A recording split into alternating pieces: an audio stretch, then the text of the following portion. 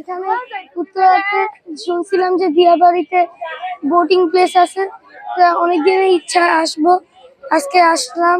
অনেক ভালো লাগছে পানি, এখানে এসে সব মিলে আমার ভালো লাগছে, কারণ এখানে পরিবেশটা সুন্দর ছিল, যেহেতু মানে প্রকৃতির সাথে একটা সম্পর্ক ছিল এখানে। যে এখানে হচ্ছে চড়তে গেলে পানিতে হচ্ছে লাইফ জ্যাকেট থাকলে বা আরো কিছু থাকলে এটার জন্য আরো ভালো হতো, সেফটি হতো।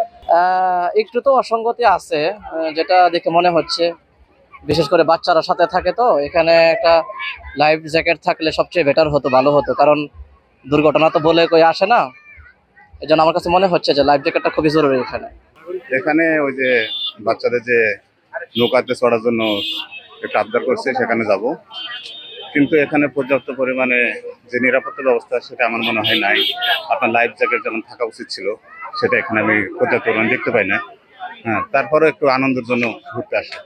সময়টা অনেক কম দেয়, 200 টাকা ইয়ে নেয়, 20 মিনিট সময় দেয়, যে আধা ঘন্টা সময় দিত তাইলে একটু ভালো হতো আমাদের জন্য।